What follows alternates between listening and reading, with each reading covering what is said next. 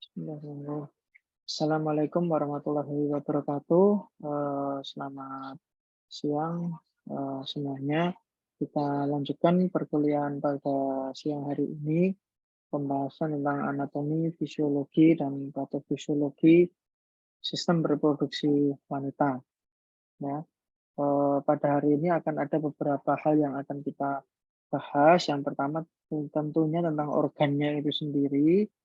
Ya, yang pertama adalah organ ovarium, ya, yang mana merupakan produsen dari sel telur, kemudian tuba fallopiae atau oviduk, di mana itu adalah tempat untuk nanti ovum itu berjalan atau ya menuju ke bagian uterus. Kemudian yang terakhir adalah yang selanjutnya adalah uterus, di mana uterus ini merupakan tempat nanti ketika pembuahan itu terjadi, maka uterus itu nanti menjadi tempat zigot ya, hasil pembuahan itu untuk menempel dan berkembang.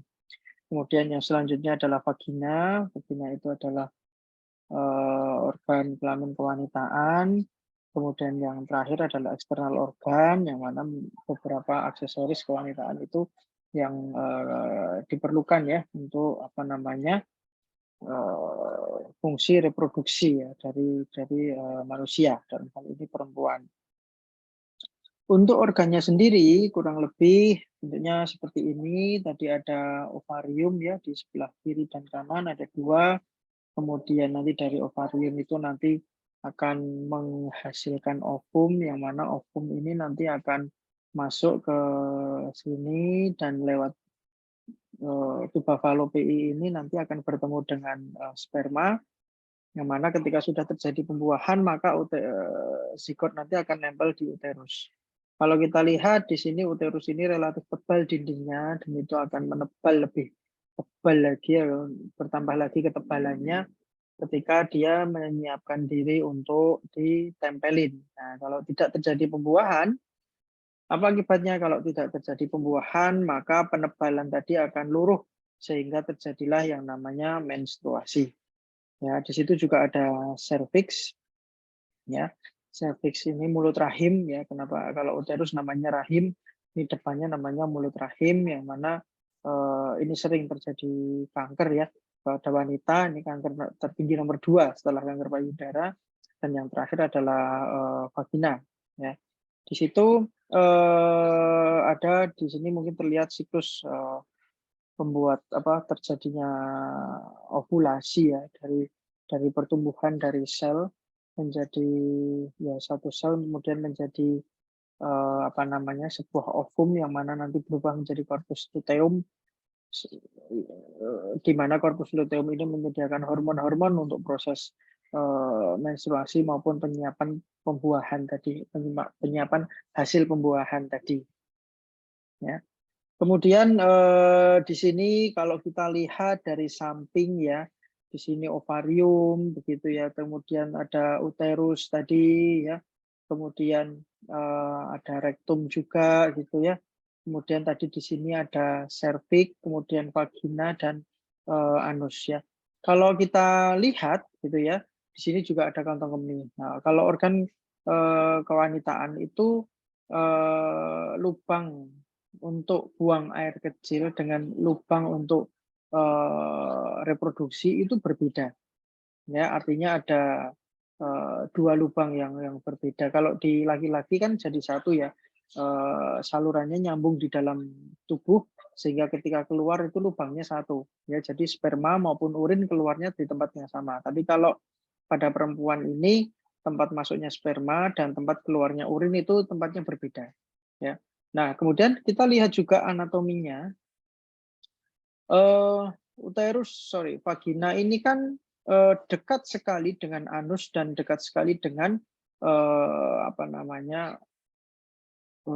tempat pengeluaran urin ya, yang mana keduanya baik anus maupun lubang kencingnya itu dia isinya kan banyak sekali bakterinya ya di situ ya, sehingga anus ya, yang saya maksud anus itu banyak sekali di situ isinya bakteri.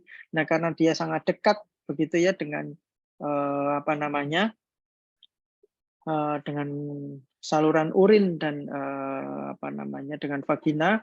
Makanya pada perempuan itu tingkat kejadian infeksi saluran kemihnya lebih tinggi daripada laki-laki. Nah, kenapa? Nah, karena anatominya seperti ini, dia sangat dekat sekali dengan anus. Padahal anus ini kan tempatnya bakteri ya, dia hasil pembusukan, isinya bakteri semua yang harus kita buang secara reguler. Nah, ini yang terjadi, ini adalah anatomi dari organ kelamin wanita atau perempuan ya. Nah, ini kalau kelihatan anatomi dari depan ya. Jadi di situ ada beberapa aksesoris ya dari organ reproduksi wanita.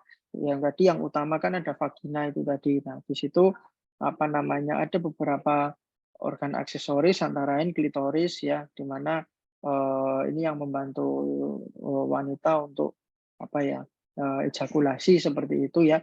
Kemudian di situ vagina sendiri ditutupi atau dilindungi oleh labia minora dan labium mayora yang luar ya. Kalau yang minora itu yang di dalam sini ya, yang kecil begitu. Nah, kalau yang besar ini labia mayora, dia yang besar seperti itu. Nah, Anda lihat dia sangat dekat sekali dengan anus ya. Jadi kalau misalnya nggak bersih, itu bakterinya bisa saja masuk ke sini atau saluran kemih sehingga nanti bisa menyebabkan infeksi saluran kemih seperti itu. Nah, itu sedikit tentang anatomi dari organ reproduksi perempuan. Nah, sekarang kita masuk ke masing-masing organnya. Yang pertama adalah produsennya ya, produsen sel ovumnya namanya ovarium. Nah, ovarium kalau kita lihat bentuknya kurang lebih seperti ini, di situ ada siklus. Ini sebetulnya di waktu yang berbeda ya, tetapi diilustrasikan ini seolah-olah terjadi bersamaan. Padahal enggak, itu merupakan suatu proses. Ya, di sini ada folikel primordial, ya, yang mana itu merupakan sel-sel yang nantinya akan bisa berubah menjadi sel ovum. Kemudian dengan berjalannya apa namanya waktu, dia berkembang dengan hormon-hormon tertentu menjadi folikel primer, yang mana di dalamnya ada ovum. Jadi folikel primer ini mengandung ovum di dalamnya. Nah, kemudian folikel ini berkembang terus menerus ya, developing folikel jadi semakin besar, cuman memang ovumnya tidak berubah menjadi besar ya. Nah, ini primary ovum ya, primary follicle di sini kemudian menjadi secondary ovum yang mana dikandung oleh yang namanya mature follicle atau Gravian follicle. Ya. Nah, pada saat dia sudah matang gitu ya, yang sudah mature, sudah matang, itu artinya ovumnya siap untuk diovulasi, siap untuk dilepaskan ya, untuk kemudian nanti sel telurnya ini kemudian masuk ke tadi tuba fallopiae. Nah, terus folikelnya terus ngapain? Nah, folikelnya itu berubah menjadi yang namanya early corpus luteum.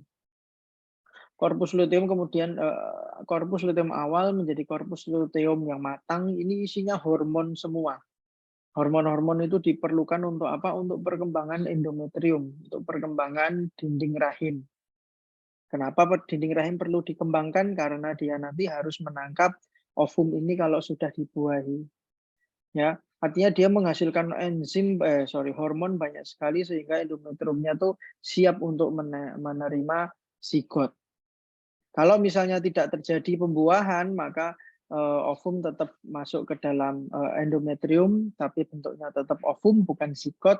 Nah, kemudian karena hormonnya lama-lama habis, dia akan menjadi corpus albicans. Ya, karena sudah tidak ada hormon, maka endometrium yang menebal tadi akhirnya luruh.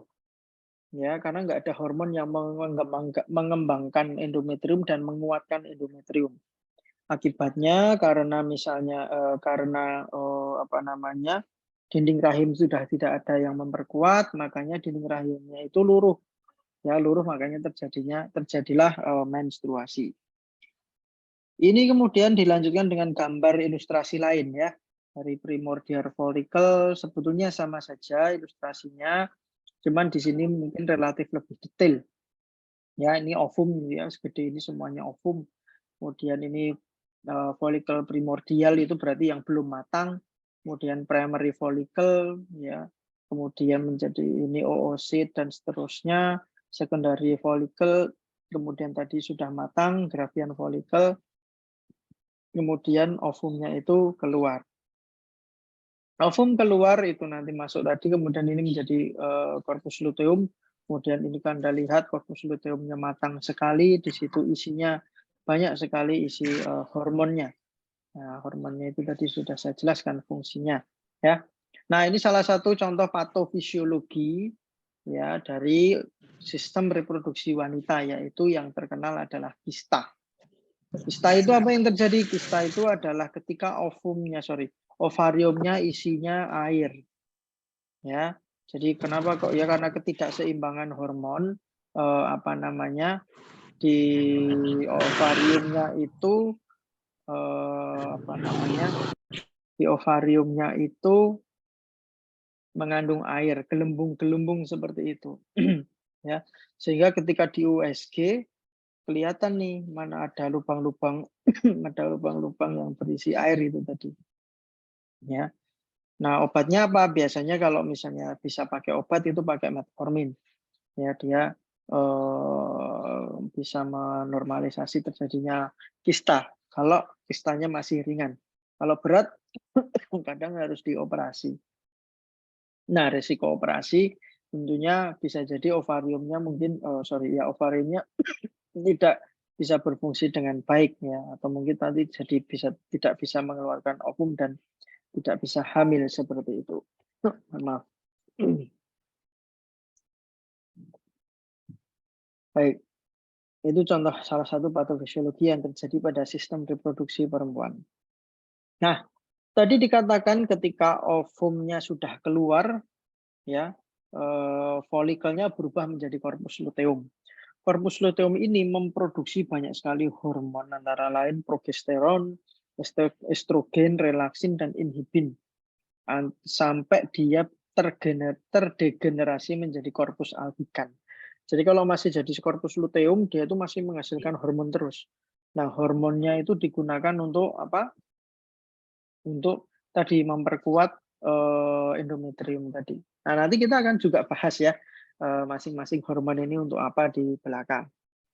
Kemudian tadi sudah organnya secara singkat, kemudian ada ovariumnya. Sekarang kita akan bahas tentang bagaimana proses oogenesis atau produksi ovumnya. Ya, genesis itu kan produksi ya. Oo itu mewakili ovum. Bagaimana mereka atau bagaimana perempuan atau tubuh perempuan atau sistem reproduksi perempuan itu menghasilkan sel telur atau ovum. Ya, yang pertama tentunya primordial follicle tadi, ya, bentuknya unilamellar structure gitu ya. Kemudian mengandung oosit primer yang ukurannya sekitar 20 sampai 30 mikrometer. Jadi kecil sekali tentunya. Kemudian dia berkembang menjadi folikel primer yang awal, kemudian dia berkembang terus, ya, ukurannya jadi lebih besar sampai 45 mikrometer. Kemudian dia berkembang lagi menjadi folikel sekunder, ya, ukurannya jauh lebih besar lagi bisa sampai 3 kalinya, 125 sampai 150 mikrometer, sampai dia berkembang terus menjadi folikel yang sudah matang. Kalau sudah matang, sel telurnya tidak berkembang lagi, tetapi hanya folikelnya yang berkembang. Ya, jadi primary oositnya ini ukuran 125 sampai 150 mikrometer. Ya, sampai beberapa jam sebelum ovulasi, di situ juga terjadi proses meiosis dan mitosis, artinya pembelahan sel, ya, seperti itu. Nah, kalau sudah menjadi folikel yang matang, yang mature, itu nanti kemudian terjadi ovulasi dan dia masuk ke dalam tuba Fallopi. Kalau kita lihat secara selulernya, ya, ketika lihat selulernya, di situ awalnya berubah menjadi sel germinal. Ya, dia sifatnya diploid, artinya mempunyai kromosom yang lengkap 2 pasang. Kemudian ketika menjadi oosit primer, kromosomnya sudah mulai kromosomnya tidak berubah, cuman dari primer ke sekunder itu sel kan membelah, cuman satu saja yang apa namanya, matang ya. Meiosis 1 dia menghasilkan, secondary oosit di sini sudah haploid, sudah 1 set saja. Karena kromosomnya nanti akan digabungkan dengan kromosom dari sperma, ya kan. Nah, makanya namanya, anak itu mesti ada sumbangan, 50% informasi genetik dari orang tua masing-masing ya. Misalnya dari ayahnya rambutnya keriting, ibunya lurus, bisa saja anaknya rambutnya, keriting, bisa saja anaknya rambutnya lurus, ya. Karena anak itu kan gabungan ya, apa namanya, kromosomnya itu merupakan gabungan dari ayah dan ibunya, ya, separuh dari ovum, separuh dari sperma. Nah, kalau dia membelah dan cuma satu yang berkembang, lainnya jadi apa? Jadi polar body gitu, ya, jadi sel yang, ya, first polar body dan second polar body. Artinya di situ, apa namanya, sel tersebut tidak menjadi matang dan tidak, bisa dibuai. Ya, itu posisi normal, kondisi normalnya.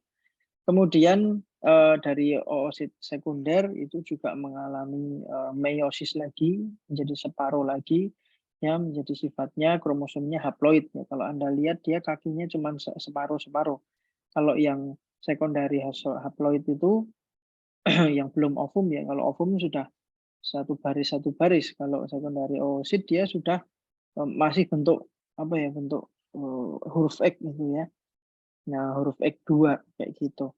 Nah, kalau yang sudah ovum dia cuma satu ya, huruf I2 karena dia nanti akan bergabung dengan, sel sperma. Itu proses yang namanya, apa namanya, oogenesis ya. Nah, ini juga ilustrasi lain sebetulnya sama saja ya, cuman, ada gambar lain seperti itu. Ya, dari primary germ cell ya, jadi sel germinal primer dia, berubah ya, kemudian dia dari sini diferensiasi ya prosesnya. Kemudian di sini mitosis, dari mitosis kemudian meiosis, meiosis 2, meiosis 1, meiosis 2 menjadi ovum, ovum nanti ketemu dengan sperma akan jadi sigot ya. Di sini setelah folikel tadi jadi korpus luteum dan seterusnya ya. Nah, ini adalah perjalanannya kalau terjadi ovulasi ya. Ketika hari ke-0 terjadi ovulasi, ketemu antara ovum dengan sperma, maka pada hari hari berikutnya, ya hari pertama itu fertilize, ya, dia menjalani fertilisasi, kemudian berkembang hari kedua dan seterusnya, dia berkembang second stage, second cell stage, fourth cell stage dan seterusnya. Kemudian pada hari ke-8 atau 9 dia nanti akan nempel ke endometrium atau ke rahim.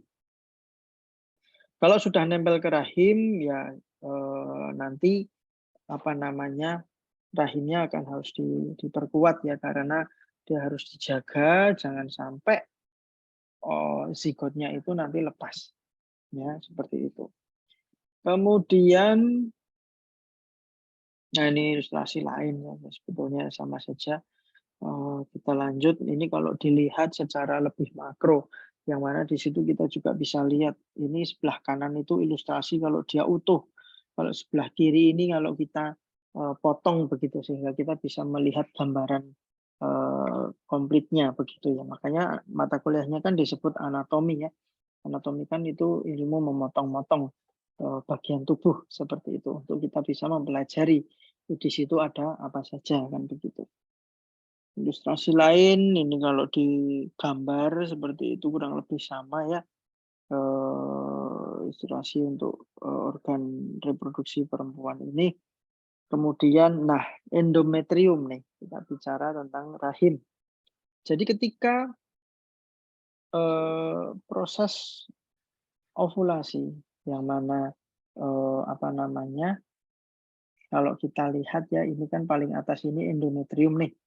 Nah endometrium ini kalau misalnya, sebentar, kita potong begitu ya, kita potong dari apa ya, dalam sampai ke paling luar itu bentuknya kurang lebih seperti ini. Di sini ada gland auricle on surface of endometrium, ya, kelenjar-kelenjar di sini, ya. Dan di situ kalau Anda lihat ada merah, ada jaring-jaring warna merah dan ada jaring-jaring warna biru. Merah ini artinya dia masih kaya oksigen, ya, banyak dan digunakan oleh sel-sel yang di endometrium. Dan kemudian kalau sudah sudah menjalankan fungsinya, dia akan menjadi darah yang berwarna biru ini. Dia akan balik ke jantung untuk nanti dipompa ke paru-paru, kan begitu. Nah, dengan berjalannya waktu dia akan berkembang menebal seperti itu sehingga nanti siap untuk ditempeli oleh zigot, ya. Kemudian ini vagina, vagina di situ ada ya tentunya vagina itu sendiri, ya, vaginal entrance, ada labia minora yang di dalam, kemudian ada klitoris, kemudian ada apa namanya yang tadi labia mayora, ya, yang paling tebal di sini dan juga di situ ada rambut-rambut apa namanya yang berfungsi sebagai penyelaras pH sebetulnya salah satunya, ya. Fungsinya di situ. Ya, agar pH-nya itu terjaga tidak terlalu asam dan tidak terlalu basah. Ya, karena hal ini harus dijaga, ya, karena nanti kalau terlalu basah atau terlalu asam jadi tidak seimbang seperti itu. Kemudian organ kewanitaan yang lain adalah payudara, ya, bisa Anda lihat untuk kurang lebih bentuk dari payudara seperti itu. Di ujungnya ada puting susunya, nipo, gitu, ya. Di sini ada ampula, ada areola. Areola itu yang di luar ini, kan selain ada puting di sekitarnya ada areolanya ini, ya, agak lebih gelap gitu dibanding kulit yang lain. Nah, di situ adalah tempat ampula. Ampula itu nyambung dengan kelenjar mamari. Dia yang menghasilkan air susu, ya, di sini, ya. Kemarin kita sudah bahas waktu di endokrin bahwa air susu ini didorong oleh oksitosin, ya. Oksitosin diproduksi karena sebagai feedback dari adanya hisapan dari bayi pada puting susu seorang ibu, ya, seperti itu. Kemudian itu tentang payudara. Yang selanjutnya adalah bagaimana hormon, bagaimana siklus, ya, ketika ada anak menghisap payudara ibu, maka dia memberikan sinyal ke hipotalamus, ya, ya, ke hipotalamus untuk menghasilkan yang namanya apa namanya dia menyuruh dulu, ya, hipotalamus kan regulator, ya, dia menyuruh ke hormon hipofisis posterior untuk menghasilkan oksitosin. Kalau oksitosin naik, kontraksinya naik, ya, kontraksi naik. Kemudian dia menghasilkan susu seperti itu, ya. Oke, ya, kurang lebih itu untuk siklusnya. Kemudian kita bicara tentang siklus reproduksi perempuan, ya, tentang siklus menstruasi. Siklus menstruasi sendiri sebetulnya tadi sangat dipengaruhi oleh keseimbangan hormon. Makanya kan kalau Anda mungkin pernah dengar namanya kontrasepsi itu ada yang fisik, ya. Misalnya kalau pada laki-laki menggunakan kondom, kalau atau menggunakan ya kalau perempuan kan menggunakan IUD, ya, intrauterine device, jadi dikasih semacam tembaga begitu di uterus uterinnya sehingga ketika ada sel sperma masuk dia akan diserang oleh antibodi yang menyerang tembaganya tadi, ya. Kemudian, nah, kalau ada juga kontrasepsi yang menggunakan hormon karena dia menyerupai hormon-hormon yang berperan dalam penebalan uterus ini, ya. Di situ terlihat bahwa ketika pada hari ke-0 menstruasi, ya, wanita mengeluarkan darah itu karena endometriumnya luruh, ya. Yang awalnya ditebalin, kemudian karena nggak ada yang zigot yang nempel, akibatnya dia luruh seperti itu. Nah, ketika ovulasi, ya, endometrium itu sudah siap, ya, ovulasi. Harapannya 1-2 hari konsepsi terjadi pembuahan, maka dia bisa nempel. Nah, si corpus luteum inilah yang nanti menjaga agar endometrium ini tebal dan kuat. Seperti itu. Nah, kalau kita lihat di sini dibagi menjadi 4 fase. Yang pertama adalah menstrual phase, ya. Menstrual phase itu ketika wanita menstruasi, kemudian itu dari hari ke-0 maupun hari ke-4. Nah, nanti dari hari ke-4 ke-14 ini di tengah itu biasanya ovulasi. Ya, makanya kalau ada juga metode eh, kontrasepsi menggunakan kalender itu juga bisa. Misalnya, atau bahkan kalau ingin program anak nanti suatu saat kalau Anda menikah, ingin segera punya anak, harus lihat kondisi siklus menstrual sang istri bagaimana. Rutin nggak? Biasanya total 28 hari seperti yang dituliskan di sini. Kalau rutin enak, kita tinggal ambil tengahnya hari ke-14 sejak menstruasi, ditambah 7 atau dikurangi 7 hari.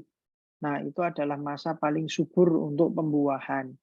Ya, jadi kalau misalnya nanti pengen menikah, kemudian langsung pengen punya anak, nah dipasin. Kalau bisa menikahnya ketika deket-deket hari ke-14 setelah menstruasi. Ya, saat itu nanti kalau misalnya berhubungan seksual antara suami istri, nanti kemungkinan untuk terjadinya pembuahan dan hamil, berhasil untuk hamil itu semakin besar. Ya, seperti itu. Jadi kita harus ya sebagai mahasiswa farmasi harus tahu ya tentang siklus ini ya. Nah, kemudian tadi 4 hari menstrual phase, proliferative phase, dia berproliferasi itu mengembangkan diri ya, ini berkembang di sini juga berkembang. Kemudian secretary phase, kenapa kok disebut fase secretory? Kenapa disebut fase sekresi? Karena ini nih, corpus luteum dia mengeluarkan, mensekresikan banyak sekali hormon. Nah, hari ke-26 sampai 28 itu premenstrual phase ya. Jadi ada istilahnya PMS ya, premenstrual syndrome, itu yang dimana biasanya kalau perempuan sedang PMS itu jadi galak begitu ya. Karena memang dari tubuh hormonnya itu sudah tidak teratur karena mau mens seperti itu sehingga emosinya mudah terpicu seperti itu ya. Ini menstrual. Nah, sekarang kita lihat hormonnya. Kita lihat hubungan antara fasenya tadi, antara proses dengan hormon yang berpengaruh. Ya, nah kita lihat hormonnya, hormon pengatur itu paling atas. Ada gonadotropin from hypophysis anterior, di situ ada FSH dan LH. Ya, follicle stimulating hormone namanya saja sudah follicle stimulating hormone, artinya dia hormon yang menstimulasi folikel. Artinya pengembangan folikel itu terjadi di situ. Ya, kemudian ada juga luteinizing hormone. Kalau Anda lihat FSH dan LH ini naik drastis pada saat ovulasi. Ya, jadi sangat dibutuhkan nih kedua hormon ini untuk terjadinya ovulasi. Kita lihat kalau misalnya ini prosesnya tadi yang paling penting juga adalah hormon estrogen dan progesteronnya ya. Kalau Anda tahu namanya pil KB ataupun KB suntik seperti itu diatur oleh estrogen dan progesteron ini. Makanya kan kalau Anda ingat ya, ketika hormon di dalam tubuh itu tinggi, responnya kan mesti tubuh akan stop memproduksi hormon tersebut, ya kan? Nah, kalau misalnya orang minum pil KB, tentu otomatis hormon estrogen progesteronnya tinggi, ya kan? Padahal itu senyawa yang mungkin ya senyawa yang tidak bisa berfungsi sebagai estrogen dan progesteron yang asli, yang alami. Ya, akibatnya apa? Yuk, akibatnya tubuh akan menghentikan pembuatan FSH dan LH-nya. Ini akan di-stop. Kalau ini di-stop, ya mungkin proses ovulasi nggak jadi. Estrogen dan progesteron yang alaminya juga nggak jadi. Ya, akibatnya hormon di sini juga tidak jadi. Ya, akibatnya di sini tetap berkembang, tetapi karena hormonnya ini hormon palsu, makanya ovulasinya atau pematangan folikelnya juga tidak bisa matang. Jadi kalaupun bisa ovulasi, ovumnya itu tidak siap untuk dibuahi seperti itu. Ya, Jadi kenapa kita perlu melihat siklus ini karena pada prakteknya gitu ya, pada prakteknya nanti kalau udah jadi apoteker itu harus bisa memberikan edukasi. Kapan sebaiknya berhubungan seksual kalau ingin hamil? Kapan berhubungan seksual kalau tidak ingin hamil? Seperti itu ya. Jadi dari siklus ini tahu ya yang paling ideal kalau pengen segera punya anak ya saat ovulasi tadi. Karena di situ umur sperma kan umurnya cuma pendek ya 1 sampai 2 hari saja. Kalau tidak segera ketemu dengan ovum, spermanya akan mati. Ya, jadi oleh karena itu harus dipaskan hubungan seksualnya agar nanti spermanya bisa segera ketemu dengan ovum seperti itu. Nah, ini ilustrasi lain nanti bisa dipahami, tetapi paling tidak kenapa urutannya tadi dari atas LH sama FSH ya karena urutannya begitu. Ya dari GnRH nanti menyuruh gonadotropin releasing hormone ya GnRH itu menyuruh hipofisis anterior untuk menghasilkan LH dan FSH. Kalau sudah tinggi terjadi ovulasi ya, kemudian ada estrogen sama progesteronnya naik. Nah, estrogen dan progesteron naik ini digunakan untuk menyiapkan endometrium tadi, ya. Jadi kurang lebih seperti itu ilustrasinya. Nah, ini adalah siklus reproduksi yang berkaitan dengan hormonnya. Nah, hormon-hormon tadi itu buat apa dari corpus luteum ini? Ya, saya tadi bilang warnanya corpus luteum itu kuning gitu ya, kayak lemak gitu ya, karena dia memang menghasilkan banyak hormon, antara lain apa? Estrogen. Estrogen penting untuk apa tadi? Kalau Anda lihat itu berfungsi ya dalam mengembangkan ini berfungsi estrogen itu untuk mengembangkan dan menjaga struktur reproduksi perempuan ya. Ya siklus pembuatan ovum tadi. Feminim secondary sex ya atau tanda seksual sekunder dari perempuan. Apa? Suaranya lebih lembut, kulitnya lebih halus, ya, tidak punya jakun, ya, itu perempuan asli, ya. Tapi kemudian dadanya lebih besar, ya, itu perempuan karena dia punya estrogen, ya, seperti itu. Kemudian meningkatkan anabolisme protein, kemudian menurunkan kolesterol. Makanya perempuan itu jarang ya yang kena stroke. Yang sering stroke kan biasanya laki-laki ya. Karena apa? Dia punya estrogen ini banyak. Dia membantu untuk menurunkan kadar kolesterol. Ya. Kemudian progesteron. Progesteron bekerja dengan estrogen menyiapkan endometrium. Tadi menebalkan endometrium itu. Jadi ketika nanti ada zigot bisa nempel. Kemudian dia juga progesteron ini menyiapkan payudara perempuan untuk menghasilkan air susu ibu. Ya. Kemudian relaksin ini apa? Relaksin ini menghambat kontraksi dari otot uterin. Ya, relaksin ini muncul sehingga meskipun uterusnya itu sedang berkembang, tapi dihambat kontraksinya. Jadi wanita merasa nyaman. Makanya kalau korpus luteumnya nggak ada, relaksinnya nggak ada, perutnya udah mulai nggak enak. Kenapa? Karena relaksinnya nggak ada, makanya wanita jadi sensitif waktu PMS karena itu relaksinnya nggak ada. Relaksin ini relaksin ini juga membantu perempuan ketika melahirkan meningkatkan fleksibilitas dari pubik ya simfisis dan mendilatasi serviks. Jadi melebar agar bayinya bisa lewat. Terus kalau inhibin ini apa? Inhibin ini menghambat pembentukan FSH maupun LH. Ya karena kalau nanti kebanyakan ya nanti mubazir ya namanya hormon kan tadi kalau dulu ingat pertemuan pertama Anda kenal namanya homeostasis. Ya homeostasis itu menjaga kalau tinggi diturunkan, kalau rendah dinaikkan gitu. Agar dia berada di rentang normal. Nah, mungkin itu tentang organ